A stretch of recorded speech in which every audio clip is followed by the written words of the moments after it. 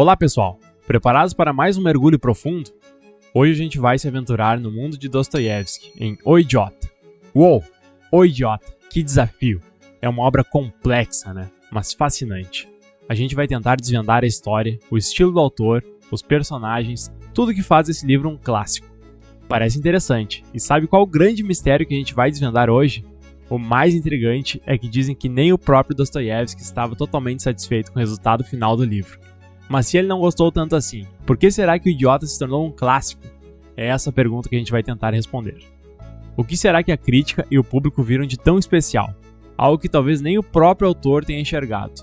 Nossa, que mistério! Por onde começamos? Que tal a gente começar citando a história? A trama se passa na elegante São Petersburgo, com suas festas, intrigas e alta sociedade russa. Ah, São Petersburgo, um cenário perfeito para um drama psicológico. E quem são os personagens principais dessa história? O personagem central é o príncipe Mishkin, que retorna à cidade depois de anos em um sanatório suíço tratando de epilepsia. Na época, a epilepsia era vista quase como uma condição sagrada, uma janela para outro nível de consciência, como se a pessoa tivesse acesso a um tipo de conhecimento místico. E essa visão da epilepsia contribui para a aura de mistério que envolve o príncipe Mishkin. Imagina só, ele volta para São Petersburgo e se vê no meio de um triângulo amoroso. De um lado temos a bela e problemática Nastasia Filipovna, uma mulher fatal pelo jeito. E do outro lado, o obsessivo Rogojin, que também está apaixonado por Nastasia. E o Mishkin, como ele se encaixa nesse triângulo, ele também está apaixonado pela Nastasia. Sim, ele se apaixona perdidamente por ela. Mas a questão é que o Mishkin, com sua bondade e ingenuidade, acaba sendo visto como um idiota pela sociedade. A maneira como ele age, como ele enxerga o mundo, é tão pura, tão inocente, que as pessoas o julgam como um idiota. Ele não se encaixa nos padrões da sociedade. É como se ele fosse um peixe fora d'água. Ele simplesmente perdoa e se torna amigo de pessoas que tentaram chantageá-lo. Caramba, isso é realmente fora do comum. É como se ele não conseguisse enxergar maldade nas pessoas. É como se ele visse o bem em todos, sabe?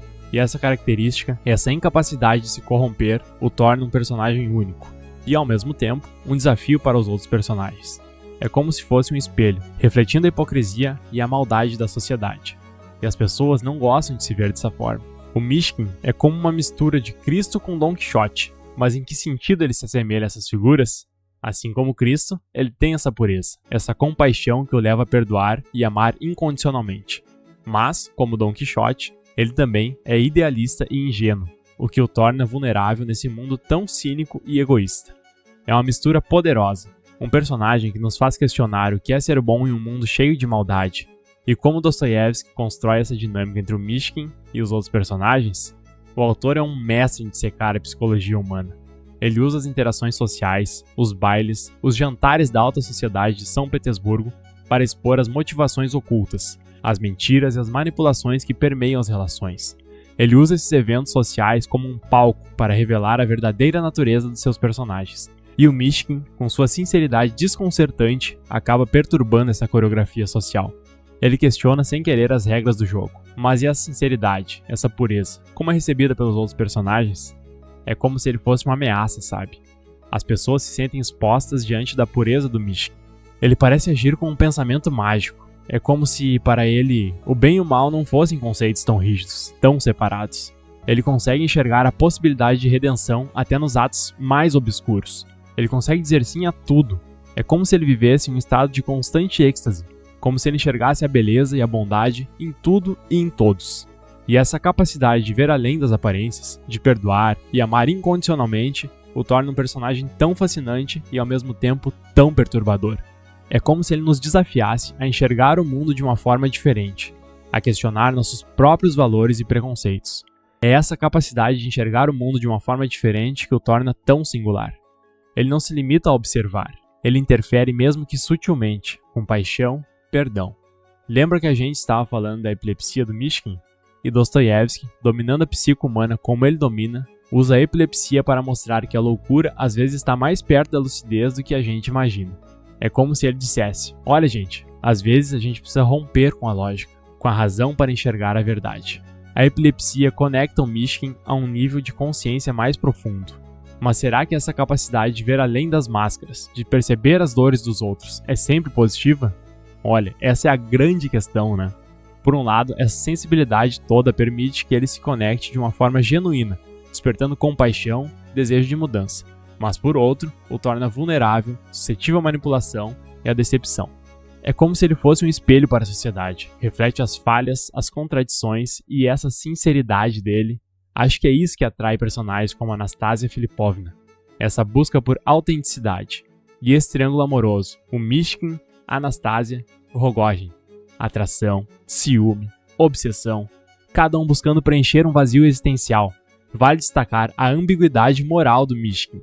Ele desafia as normas, diz sim a tudo, inclusive aos aspectos mais sombrios. Compreender sem julgar. Mas será que essa atitude é virtuosa ou só uma forma de ingenuidade, de não saber o que é certo e errado? Eis o dilema. Ele é visto como um idiota pela ingenuidade, mas ao mesmo tempo inspira respeito por essa capacidade de perdoar, de ver o potencial de redenção. Um paradoxo que causou insatisfação ao Dostoiévski com o resultado final. Mesmo assim, ele criou uma obra-prima que continua a nos provocar até hoje. O que será que o incomodou tanto? É difícil dizer ao certo. Mas talvez essa insatisfação reflita a complexidade da obra. Lidar com temas como bondade, maldade, culpa, redenção não é fácil. A genialidade, quem sabe, está justamente nessa busca incessante pela perfeição, um processo que nunca se completa. A arte desafia limites, questiona convicções, nunca se contenta com respostas fáceis. E o Idiota é um exemplo perfeito disso. Um mergulho nas profundezas da alma humana, confrontando nossas sombras, questionando o que realmente significa ser bom. Uma jornada introspectiva e inesquecível. Dostoiévski nos ensina a enxergar a beleza na imperfeição, a encontrar compaixão na dor, a buscar a verdade por trás das aparências.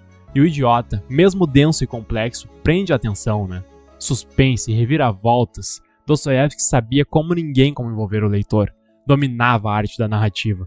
Profundidade psicológica e uma trama que te prende do início ao fim. Uma experiência única, transformadora. E voltando à recepção da obra, é curioso como o público da época talvez não estivesse preparado para a intensidade, para a complexidade, porque era confuso, até repulsivo. Hoje é um clássico. É fascinante como a percepção muda. O que era negativo vira positivo e vice-versa. O tempo tem dessas coisas, né? E o Idiota é a prova disso. Um personagem que desafia convicções, questiona a moral tradicional, nos convida a repensar nossos valores. E essa provocação, esse incômodo, é o que torna tão relevante até hoje um idiota, que enxerga o mundo de uma forma mais profunda e complexa do que a maioria. E aí fica a pergunta, ele realmente é um idiota? Ou enxerga algo que nós, presos às nossas convicções, não conseguimos? E essa é a beleza da obra do Dostoiévski, né? Faz a gente questionar, sair da zona de conforto, repensar nossas convicções. Mas, voltando à estrutura do livro, me chamou a atenção como as cenas sociais, os bailes, os jantares são tão importantes à narrativa. Cada evento social é como um microcosmo da sociedade russa da época. As hierarquias, os jogos de poder, as hipocrisias, tudo ali exposto. É como se cada evento fosse um palco. E o Dostoiévski coloca personagens aí para interagir, revelando suas personalidades, suas motivações mais profundas. E o Mishkin, com sua sinceridade, a capacidade de ver além das máscaras, ele acaba desestabilizando tudo, caos e conflito por onde passa. Ele bagunça o coreto. Dostoiévski não aliviava, explorava os lados mais obscuros da alma humana, a hipocrisia, a ganância, a violência, sem dó. Mas o que me intriga é como a percepção da obra mudou com o tempo. O que era negativo virou clássico. Como isso aconteceu? A genialidade do Dostoiévski, talvez. Ele ia além do seu tempo, criava personagens e situações que continuam a impactar, a provocar reflexões mesmo depois de séculos. Ele era um visionário.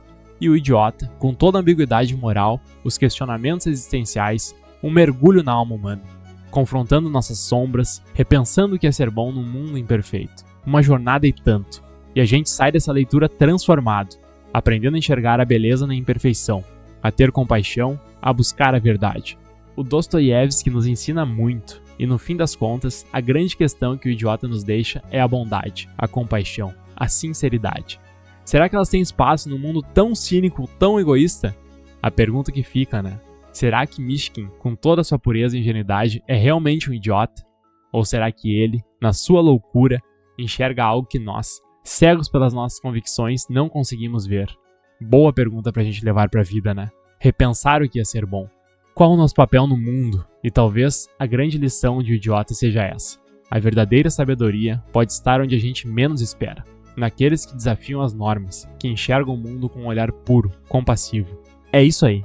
E assim, a gente termina nosso mergulho em O Idiota de Dostoiévski, uma obra complexa, desafiadora, profundamente humana, que nos faz refletir sobre o bem e o mal, a culpa e a redenção, e buscar um sentido para a nossa própria existência.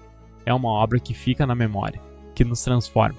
Vale a pena a leitura, a reflexão, e quem sabe a gente volte a mergulhar em Dostoiévski em breve, né? Sempre tem algo novo para descobrir. Se você ficou até agora, não esqueça de se inscrever no canal e deixar o seu like para receber mais conteúdos como esse. Até a próxima, pessoal!